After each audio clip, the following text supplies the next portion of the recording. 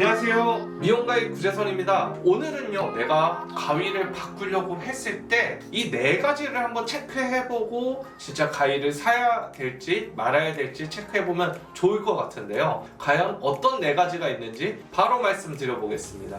첫 번째로 이거 엄지 손톱, 그리고 첫 번째 손톱으로 여기 표면에 있는 날을 이렇게 긁어보는 겁니다.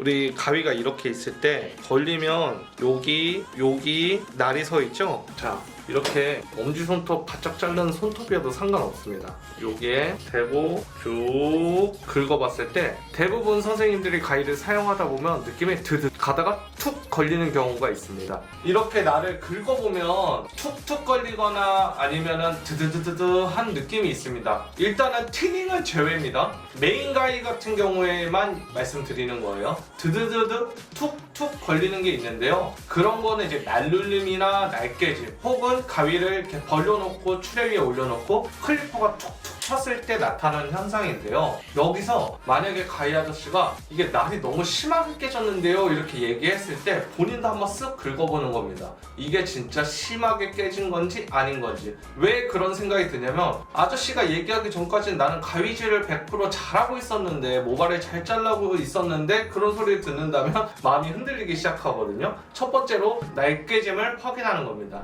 자, 두 번째, 영업 멘트에 흔들리지 않는 건데요. 첫 번째랑 조금 연관된 걸 수도 있는데, 예를 들어 우리가 가위가 이렇게 헐렁해서 막 이렇게 놓기만 해도 훌렁훌렁할 때가 있어요. 가위를 돌렸을 때도 막 벌어지고. 이렇게 가위가 헐렁하다면 모발에 내가 가위질을 아무리 잘해도 스피드 있게 완벽하게 해도 모발에 뒤집히는 경우가 있습니다. 왜냐하면 이쪽이 가위날 한쪽, 이쪽이 가위날 한쪽이라고 생각했을 때 이 단면이 서로 마찰을 하면서 모발을 잘라줘야 되는데, 섹션을 잡고 모발을 자르기 시작할 때 이 단면이 너무 헐렁해서 이렇게 흔들리기 시작하면 모발을 제대로 된 각도로 못 잘라주기 때문에 모발이 뒤집히는 경우가 있거든요. 그럴 때 또 영업 멘트 하는 아저씨가 옆에서 아 이거 보라고 가위가 문제가 있다고 이렇게 얘기했을 때 혹시나 내 가위가 너무 헐렁한 건 아닌지를 체크를 해보시고, 조였을 때 어느 정도 텐션이 내가 억지로 힘을 주지 않아도 자연스럽게 쏙 받쳐지는 느낌이 났을 때 그때 다시 모발을 잘라보는 겁니다.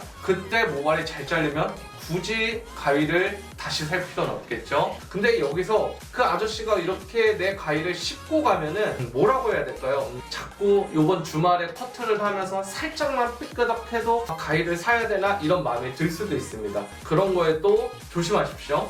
그리고 세 번째, 첫 번째, 두 번째를 다 통틀어서 가위가 미세 깨짐도 있고 헐렁했는데 그 아저씨가 와서 내 마음을 흔들었을 때 잘 한번 생각해 보십시오. 내가 진짜 가위질을 제대로 힘있게 임팩트를 주고 있는지. 이런 경우가 있습니다. 모발로 자르는 걸 보여드릴게요. 네, 이거 저희 와이프가 연습용으로 쓸 때 쓰는 가위인데요. 자, 지금 이거는요 대부분 디자이너와 혹은 인턴 초디분들이 진짜 많이 여쭤보는 질문인데요. 자, 가위질을 했어요. 여기가 우리가 네이프 딴다고 생각했을 때 우리가 이렇게 가위질을 살살살살 들어갔을 때 어떠한 결과가 나오는지 볼게요.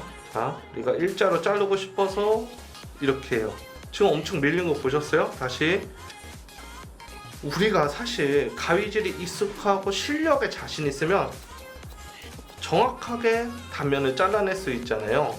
가위라는 게 똑같이 과학적인 원리가 있기 때문에 이 엄지에서 내려오는 스피드를 정확하게 그리고 힘을 정확하게 준다면 이렇게 안 잘리고 이런 모발들을 정확한 힘으로 줬을 때 이렇게 단면을 일자로 자를 수 있습니다. 네, 세 번째 내용은요 되게 영업하는 사람들도 쉽게 선생님들에게 잘 말 못하는 부분입니다. 왜냐면은 이거를 솔직하게 가위질을 조금 더 임팩트 있게 해보십시오 라고 얘기를 했다가는 고객님 입장에서는 기분이 나쁠 수도 있기 때문인데요. 근데 제가 12년 동안 가위를 팔면서 그 뒤에서 선생님들 상담을 기다리다 보면 더러 그런 순간이 오잖아요. 가위질을 천천히 할 수밖에 없는 순간.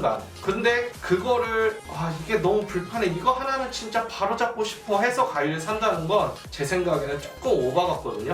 근데 실제로 정도가 심한 것들은 있어요. 가위질을 빨리 해도 진짜 안 잘리는 가위들, 그리고 천천히 해도 잘 잘리는 가위가 있기는 있거든요. 근데 내가 어느 정도는 내 가위질을 임팩트를 정확하게 주는 게 포인트입니다. 이렇게 세 가지만 체크해도 내가 가위를 사야 될지 말아야 될지 정확하게 알 수 있는데요. 한 가지 더 말씀드리자면 네 번째가 있습니다. 이거는 저도 해결 못하는 그런 가위의 문제인데요. 네 번째로는 내가 굉장히 오래 쓴 가위, 뭐 10년, 15년 쓴 가위나 혹은 수리를 해갖고 왔는데도 저도 더럽 선생님들한테 말씀드리곤 합니다. 이 가위 수리를 해서 저희가 최대한 보고는 했지만 언제까지 유지가 될지는 잘 모르겠습니다 라고 하면 대부분 2주 안에 다시 연락 와서 그때는 정말 가위를 구매하시곤 하는데요. 내가 수리를 했는데도 내가 원하는 그 가위 임팩트가 안 나오고 가위질을 정확하게 했는데도 안 나왔을 때는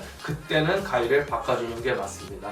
네 가지로 추려서 정확하게 말씀드리자면 첫 번째, 날 체크하기. 두 번째, 나사볼트, 가위의 텐션 체크하기. 세 번째, 내가 가위질을 임팩트 있고 정확하게 하고 있는지. 네 번째, 내가 가위를 수리를 했는데도 금방금방 돌아와서 가위를 쓸 수 없는 지경이 됐을 때는 가위를 바꾸시고 질문하십시오. 어떻게 해야 되는지. 이렇게 네 가지를 주의를 하신 다음에 만약에 해결이 된다면 굳이 돈을 아껴서 목돈을 쓰지 마시고요. 단, 이 네 가지를 체크를 했음에도 내가 가위가 진짜 필요하다면 저한테 연락 주시면 제가 지인을 대하듯 솔직하고 성실하게 상담 도와드리겠습니다. 인스타, 카카오톡 연락 주십시오. 감사합니다. 우리 아빠 잘게요.